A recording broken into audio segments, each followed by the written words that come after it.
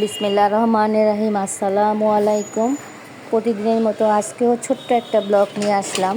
যদিও একদিন পর পর একটা ব্লগ দিচ্ছি, ওরকমভাবে দিতে পারতেছি না, হচ্ছে নাও, নানান দিকে নানান ইয়েতে, এটা তো বুঝতেই পারতেছেন আপনারা।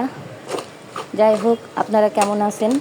আমি আলহামদুলিল্লাহ মোটামুটি ভালোই আছি, কারণ আল্লাহর শুকরিয়া আদায় করতে হয়। যদি শুকরিয়া আদায় না করি তাহলে আল্লাহ বেজার হয়ে যাবে। যেমনই আছি আলহামদুলিল্লাহ ভালোই আছি, এটাতেই আমার শুকরিয়া। কারণ আমার থেকেও খারাপ মানুষ অনেক আছে, খারাপভাবে আছে। যাই হোক, এই যে আজকে ছোট্ট ব্লগটা নিয়ে আসলাম। এই তো আজকে আমি ছোট মলাই মাছ খাবো। আমি আমার ছোটো ছেলে মলাই মাছ খাবো, আর মলাই মাছটা ধুইতেছি কীভাবে আমি জালির মধ্যে নিয়ে, সেটাই আপনাদের কাছে শেয়ার করতেছি। যদি আমার ব্লগটা ভালো লাগে তাহলে লাইক শেয়ার কমেন্টস করবেন এবং আমার পাশে থাকবেন, আর ভিডিওটা না টেনে দেখবেন প্লিজ। তো মাছটা আমার এমনি ধোয়া হয়ে গেছে, আমি লবণ দিয়ে আবার অনেকটা সময় মেখে রেখে দিয়েছিলাম। এটা আর আপনাদেরকে দেখানো হয় নাই, যতটুকু মানে দেখানো সম্ভব, মানে অনেক সময় দেখা যায় কি আমি ভুলেও যাই, নানান দিকে নানান ভেজালে নানান ইয়েতে ভিডিও করতে ভুলে যাই। হঠাৎ করে মনে হলে তখনই মোবাইলটা হাতে নিয়ে ভিডিও শুরু করি। এই তো আমার মাছ ধোয়া হয়ে গেছে, কারণ লবণ দিয়ে আমি আগে ধুয়ে রেখে আবার লবণ মাখিয়ে রাখা হয়েছিল। এখন ওই লবণটা ভালো করে খলায়ে নিলাম, মাছটা সাইডে রেখে দিলাম। এখন আমি থালা বাটিগুলো ক্লিয়ার করব। এই তো আমার বারান্দার থেকে পুঁই শাকগুলো কাটা হয়ে গেছে, সেগুলো আপনাদেরকে দেখানো হয় নাই। এখন আমি সব গুছিয়ে নিচ্ছি যে কিভাবে কি করে কুটা বাছা সব করব। আজকে রান্না করব পুঁই শাক দিয়ে ডাল, মুসুরির ডাল, আর মলাই মাছ আলু দিয়ে। তো এটাই দেখতে থাকেন, আমি সব গুছিয়ে নিচ্ছি যে কতটুকু কি লাগবে না লাগবে সব একসাথে গুছিয়ে নিয়ে আমি একবারে কুটা বাছা করে তারপরে থালাবাটি ধুয়ে আমি একবারে রান্না বসাই দিব। তাই আমি আলু পেঁয়াজ পুঁই শাক নিয়ে নিলাম। আর ওইদিকে আমার দেখানো হয় নাই, ডালটাও আমি ভিজায় রাখছি। এই যে এখন আমি থালাবাটিগুলো ধুয়ে ফেলতেছি। পাশে আবার আমার ছেলের সাথে একটু কথা বলতেছিলাম। এই তো আমি থালাবাটিগুলো সব এখন ধুবো। মানে এগুলো সব সবজি টবজি সব কুটা হয়ে গেছে, এখন যতটুকু থালাবাটি আছে সেগুলো ধুবো। ধুয়ে তারপরে আমি রান্নায় যেতে যাবো, এই দিক দিয়ে সমস্তটা পরিষ্কার করে রান্নাগুলো সব গুছায় গেছে। সব রান্নার জন্য সবজিগুলো পুঁই শাক আর তারপরে আপনার ডাল, এগুলো সব একসাথে আমি পরিষ্কার করে তারপরে রান্না করে যাব। এই তো দেখতে থাকেন যে থালাবাটি ধুচ্ছি, যদিও অনেক অল্পই থালাবাটি, কারণ কালকে খাওয়া হয় নাই বাসায়।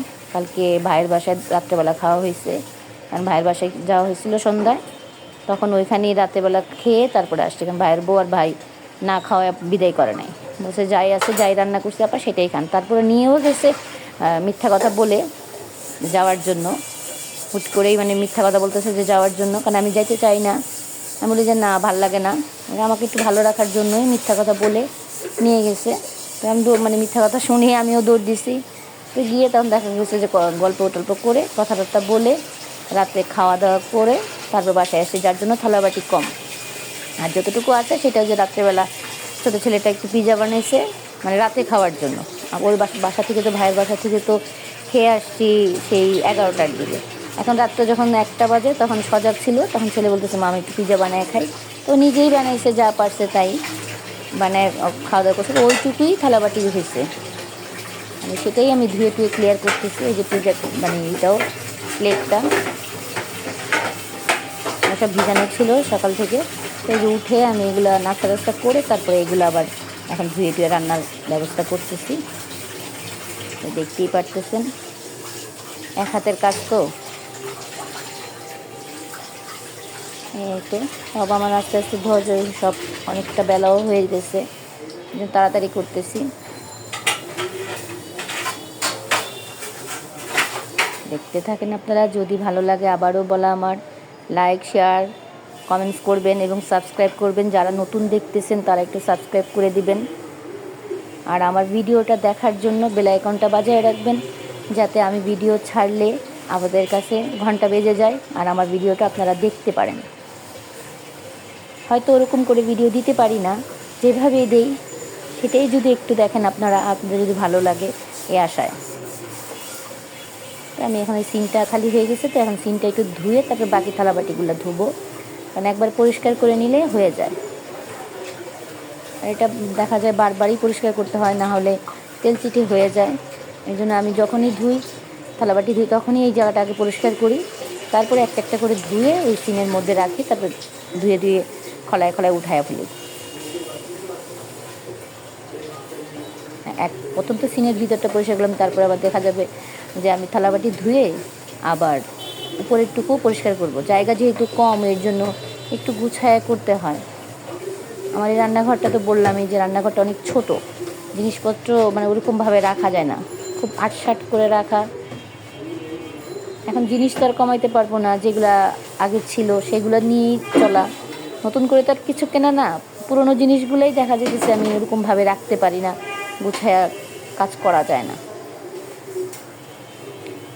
তো এই যে ছড়ি টুড়ি এগুলো টুকটাক এগুলো ধুয়ে ফেলতেছি।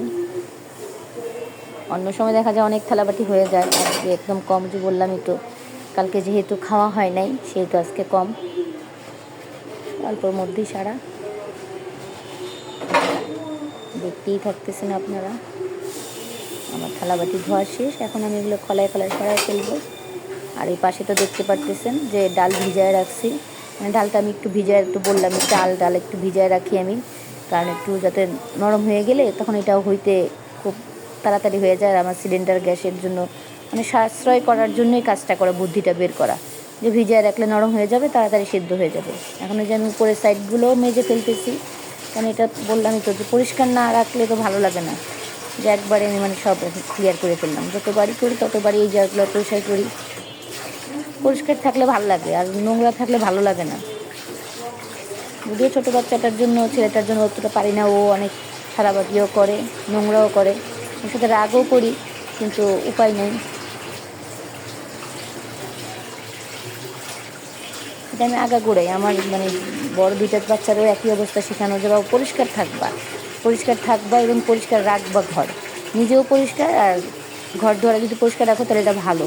আমি সব মানে ছোটোবেলায় যখন আগে সবসময় বড় দুইটারে বলতাম যে সবসময় পরিষ্কার করে রাখো, আল্লাহ না করুক যদি কেউ হঠাৎ আমরা রাতে অসুস্থ হয়ে গেলাম কিংবা মরে গেলাম, তখন মানুষজন আসলে বলবে কি আল্লাহ ওরা কত নোংরা, মানে এই জিনিসগুলো লজ্জা দিতাম ওদেরকে। তো লজ্জা দিলে দেখা গেছে ওরা সেই কাজটাই করতো, ওদের ঘর দুয়ার ওরা পরিষ্কার করে রাখতো, ওদের বেডরুম, ওদের বিছানা, ওদের পড়ার টেবিল সব মানে পরিষ্কার করে রাখতো, এবং ঘরও যথেষ্ট চিন্তা করতো মেয়ে, যে মা ঠিক আছে তুমি রান্নাঘরের কাজ সারো, কাজের লোকরা তো করতেছে, তারপর যতটুকু তুমি সারো ভাগ করে নিত। যে ওরা বলতো যে আমি আমার রুম গুছাইতেছি, বড় ছেলে বলতো বড় ছেলের রুম বড় ছেলে গুছাচ্ছে, আমাকে বলতো যে তুমি তোমার রুমটা গুছাই নিয়ে আসো, আমরা ড্রয়িং রুমও গুছাই দিচ্ছি ভাই বোন দুজনে মিলে। ওভাবে করে দেখা গেছে আমার ঘর দর পরিষ্কারই থাকতো, মানে কখনোই নোংরা থাকতো না। কিন্তু এখন মাঝে মধ্যে দেখা যায় ছোট ছেলেটা অনেক নোংরা করে ফেলে, আর ওটা নিয়ে আমার খুব মানে রাগারাগি হয়ে যায় ওর সাথে, যে তুমি কেন এরকম নোংরা করে রাখো। ও রান্না মানে সব জায়গায় একা রাজত্ব হিসাবে ও সব জায়গায় দেখা যায় একটু একটু করে নোংরা করে। আবার যখন রাগ করি তখন দেখা যায় আবার তাড়াতাড়ি করে যে পরিষ্কার করে ফেলে, কিন্তু তখন তো একটু বলে না যে 2 দিন 3 দিন যদি একটা জায়গা নোংরা থাকে তাহলে তো ওই জায়গাটা বেশি নোংরা হয়ে যায়। তখন আমি রাগ করলে তখন পরিষ্কার করে আবার। এই তো আমার সমস্তটা ক্লিয়ার। এখন আমি এখানে মানে সবজিগুলো যেটা মানে করলাম কুটে রাখছি, ওটা তো আর আপনাদেরকে দেখানো হয় নাই। এই তো শাক, আলু টালু এগুলো ধুয়ে ফেলছি, ধুয়ে সাইড করে রাখছি। মাছটা তো আপনারা দেখতেই পারছেন যে আমি আগেই ধুয়ে ফেলছি। এখন এই যে শাকটা ধুতেছি, যদিও শাকের মধ্যে ওরকম বালি নাই, বারান্দায় মানে আমার টপে লাগানো গাছ, তারপরেও ভালো করে ধুতেছি যদি বালি থাকে, কারণ রাস্তা থেকে তো উড়ে এসেও বালি পড়তে পারে পাতার মধ্যে। এর জন্য ভালো করে মানে ভিজায় রাখছি। আগে আমি যখন কুটা বাছা করছি তখন আমি ভিজায় রাখছি, পানি দিয়েই মানে ওটার মধ্যেই আমি ভিজাইছি। তো এখন আমি সেটাই আবার কসলায় ধুয়ে নিলাম, কয়েকবারই করে ধুয়ে নিতেছি যাতে বালি আমার না থাকে। আর চালনিতে থাকলে দেখা যায় একটু ভিজায় রাখলে নিচে বালি এমনি পড়ে যায়, এটা আমার বারান্দার হোক আর কেনা মানে শাক হোক। আমি সচরাচর চালনির মধ্যে নিই তো কুটে, তখন পানির মধ্যে ভিজায় তারপর পানি করি, তখন ওই পানিতে ভিজলে চালনির ফাঁক দিয়ে সবগুলো বালি কাদা পড়ে যায়। তারপরে আমি উঠায় মনে করেন যে 10-15 মিনিট পরে উঠায় ধুয়ে ফেলি, ময়লা পানিটা ফেলে দিয়ে পরে আবার কল ছেড়ে এরকম করে ধুয়ে ফেলি, যে বালিটা থাকে না। তারপরেও দেখা যায় অনেক সময় কেনা গাছ মানে কেনা শাকগুলোর মধ্যে থেকে যায়। তো এইটাই আমার টেকনিকটা, এইটাই যে আমি ভিজায় রাখি, তাহলে আর তখন আমারটা থাকে না ওরকমভাবে। তা আপনারাও এরকম করেই শাকটা ধুবেন, প্রথমে মানে পানির মধ্যে মানে পানি নিয়েই চালনিটার মধ্যেই আপনারা শাক কুটে রাখবেন, তাহলে ওই পানিতে ভিজে তখন বালিটা পড়ে যাবে নিচে, তখন খেতে পারবেন ভালো করে। তো এই তো আমার শাকও কিন্তু প্রায় 3টা ধোয়া হয়ে গেল। এখন আমার শাকটা আমি মানে একদম ক্লিয়ার, শাক ধুয়ে ফেলছি, যে এখন ডালটা ধুতেছি। বলটাকে সরাই নিই, কারণ সরাই না নিলে আবার সিনটার মধ্যে সিনটা তো জায়গা হবে না। এর জন্য বলটাকে ধুয়ে বলটা সরাই নিই, তারপর ডালটা ধুবো, তারপরে রান্না বসাই দিব।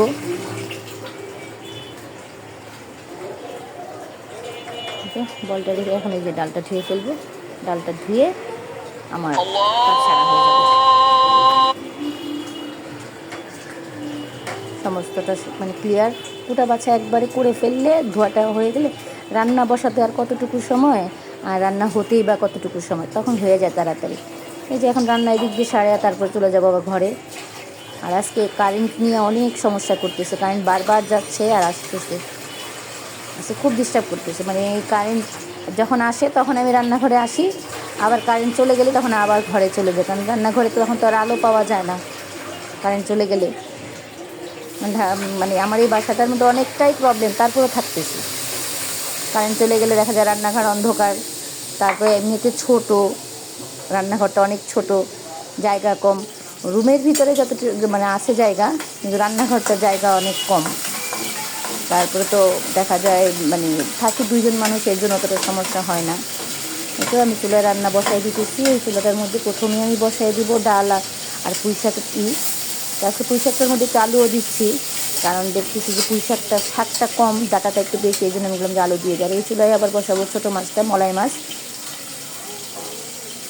এটাই আজকে আমাদের খাবার, ভাত, ডাল, মলাই মাছ আর পুঁই শাক দিয়ে ডাল। এই যে পুঁই শাক আর আলু, মশলাটা কষা, আমি আলু আর ডালটা দিয়ে দিচ্ছি। আলুটা আগে কষাই নিচ্ছি, এখন আমি ডালটাও দিয়ে দিচ্ছি। ডালটা নাড়াচাড়া করে আমি অল্প একটু পানি দিয়ে ঢেকে দিব, যাতে ডালটা হয়ে যায়। তারপর শাকটা দিয়ে দিব। ডালটা আর আলুটা সিদ্ধ হয়ে গেলে তখন শাকটা দিলে ভালো হবে। আর যদি শাকটা আমি সাথে সাথে দিয়ে দিই, তাহলে শাকটা একদম হয়ে যাবে, ব্যানিশ হয়ে যাবে। এমনিতেও শাক ব্যানিশ হয়ে মানে নরম হয়ে যাবে ডালের মধ্যে, তারপর একদম বেশি হয়ে যাবে, একদম নরম হয়ে যাবে। এর জন্য শাকটা আমি পরে দেবো। যে আমি ডালের মধ্যে আলু আর দেওয়াতে মশলা দিয়ে সবগুলো কষাতে এখন একটুখানি পানি দিয়ে আমি এটাকে ঢেকে দিব। ঢেকে দেওয়ার পর যাই হয় হয়ে যাবে। আর এখানে আমি আবার মলাই মাছটাও বসাইতেছি, পেঁয়াজ দিয়ে দিচ্ছি, তেল দিয়ে দিচ্ছি, মরিচ লবণও দেওয়া হয়ে গেছে। মানে পেঁয়াজের মধ্যে লবণটা দিলে পেঁয়াজটা খুব দ্রুত মানে ভাজা ভাজা হবে। হালকা নরম হলেই আমি আবার মশলা দিয়ে দিব।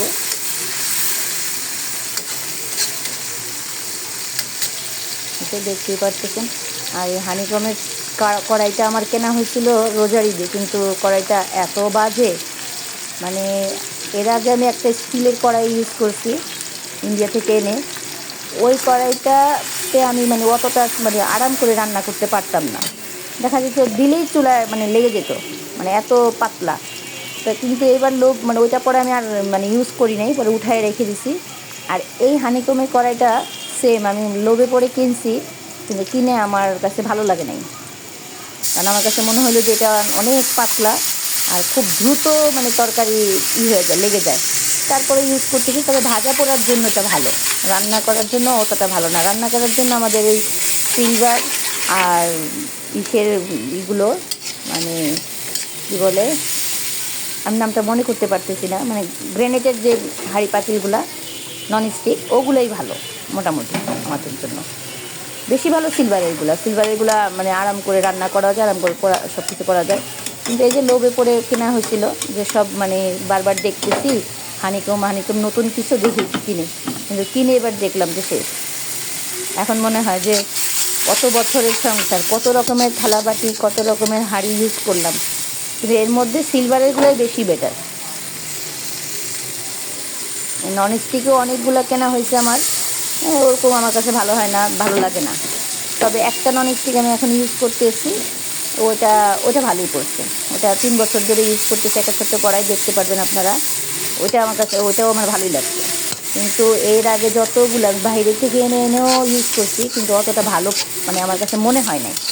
হতে পারে আবার নিজে বলি যে হতে পারে তখন হয়তো আমার মানে ইউজের জিনিসের মায়া ছিল না, যে হাজব্যান্ড নিয়ে আসতো অতটাই করতাম না, একটার জায়গায় চারটার জায়গায় 5টা। আর এখন তো আমি নিজে কিনি, যার জন্য নিজের একটু মায়াও লাগে, আবার নিজের লাভের হিসাবটাও করি। আগে জিনিসের হয়তো অতটা মায়া করতাম না, এর জন্য হয়তো আমার ওই জিনিসগুলো টিকে নাই। যদি এখনকার পরিস্থিতি হতো তাহলে হয়তো ওই জিনিসগুলো আমার টিকে যেত। তো আমার এখানে আমি আলু দিয়ে মানে এটাও একটু কষাই নিলাম, তারপরে মাছটা দিব। আলুটা কষা হয়ে গেলে তো আমার আলু তো মানে ম্যাক্সিমাম হয়েই গেছে ধরতে গেলে, কারণ 60% হয়ে গেছে আলুটা। এরপরে এখন মাছটা দিলাম। মাছটা তো মলাই মাছ তো অল্পতেই হয়ে যাবে, অল্প একটু দিয়েই আমি এটা একটু পানি দিয়ে নাড়াচাড়া করে মানে ঢেকে দিব, তাহলে দেখবেন যে হয়ে গেছে। আজকে একটু দুটো রান্না দেখালাম আপনাদেরকে এবং আমার থালাবাটি ধোয়া দেখালাম। চিন্তা করতেছি নেক্সট আরেকটু ভালো করে ভিডিও করার, যে যাতে আমার সারাদিনের কাজকামগুলো দেখাইতে পারি, সেটা চিন্তা করতেছি করব। যদি আমার ভিডিওগুলো ভালো লাগে, এর জন্য ভালো লাগলে একটু লাইক শেয়ার কমেন্টস করবেন, সাবস্ক্রাইবও করবেন। নতুন যারা দেখতেছেন আর যারা করছেন তাদেরকে থ্যাংক ইউ। এই তো আমার রান্নায় দেখতে পারতেছেন, দেখছেন চুলাটার মধ্যে এই কড়াইটাকে বসানোর পরে একটা সাইড দিয়ে ধোয়া উঠতেছে। মানে এই সাইডটা দিয়ে আমার এমনিতে চুলাটাও প্রবলেম, আবার হাঁড়িতেও প্রবলেম। আজকে আমি এই চুলাতেই হাঁড়িটা দিয়ে দিচ্ছি। তো এখন আমি এটা ঢেকে দিব, যাতে যতটুকু পানি দিচ্ছি অতটুকু হয়ে যাবে। আর এদিকে আমার মানে আলুটা হয়ে গেছে, হয়ে আসতেছে। এখন আমি এটার মধ্যে শাক দিয়ে দিব। শাক দিয়ে নাড়াচাড়া করলেই মনে করেন অল্প একটু পানি দিব শাকটা, কিন্তু শাকের মধ্যে ডাটা আছে। যে আমার এখানে ডালও হয়ে গেছে ম্যাক্সিমাম, আলুও সিদ্ধ মানে হয়ে আসছে। আর যতটুকু ওই শাকের সাথে দেবো ওটা দিয়ে ব্যালেন্স করে হয়ে যাবে। তবে এটা মজার খাবার, আলু দিয়ে পুঁই শাক দিয়ে মুসুরির ডাল খুব ভালোই লাগে। আমার পাতলা ডালও করা আছে। তারপরে এই ডাল রান্না করলে দেখা গেছে যে আমার ছোট ছেলে, বড় ছেলে, মেয়ে, আমার হাজব্যান্ড, ওরা সবাই পছন্দ করতো। এটা আমি পুঁই শাকটা দিয়ে দিতেছি, ডাটা দিতে। আজকে শাকের পরিমাণটা একটু কম, ডাটাটাই বেশি, তার জন্যই আমার আলুটা দেওয়া হয়েছে। যে শাকের পরিমাণ বেশি থাকতো তাহলে আর আলুটা দিতাম না, আলুটা ছাড়াই রান্না করতাম। তো নাড়াচাড়া করে আমি অল্প পানি দিয়ে দিব, মানে ডাটাটা সিদ্ধ হওয়ার মতো করে পানি দিয়ে দিব, নাহলে আবার তো দেখা যাবে ডালই হয়ে যাবে। বেশি পানি পড়ে গেলে ডাল আবার একদম লিকুইড হয়ে যাবে বেশি। এই ডালটা একটু মজা লাগে, যে একটু মানে ঝরঝরা না, মানে একটু থাকবে, দেখা যাবে এরকম। লিকুইড হয়ে গেলে তো সে পাতলা ডালই হয়ে গেলে। দেখতেই পারতেছেন যে আমি 1 কাপ পানি দিয়ে দিছি, এর চেয়ে বেশি দিব না। 1 কাপ পানিতেই ডাটাগুলো সিদ্ধ হয়ে যাবে। এই যে চলে আমার মাছটাও হয়ে আসছে, আজান দিতেছে একটু। আমার শাক হয়ে গেছে, আপনারাও রান্না করে খাবেন ইনশাল্লাহ, ভালোই লাগবে। আমার যেহেতু ভালো লাগতেছিল। আমার শাকও হয়ে গেছে, ওইদিকে আমার মাছের তরকারিটাও হয়ে গেছে। এই তো দেখতে পারতেছেন আমার তরকারিটাও হয়ে গেছে। একটু পানি মানে রাখতেছি, দেখা যাবে আবার পানিটা কমে যাবে। মানে অল্প একটু পানি আছে, আমি জন্য মানে করে দেখতেছি যে বাকিগুলো সব সিদ্ধ হয়েছে কিনা। আবার দেখুন চুলা বন্ধ করে দিই তাহলে হবে না, এই জন্য ঢেকে দিলাম যে একটুখানি হোক। খোদা হাফেজ।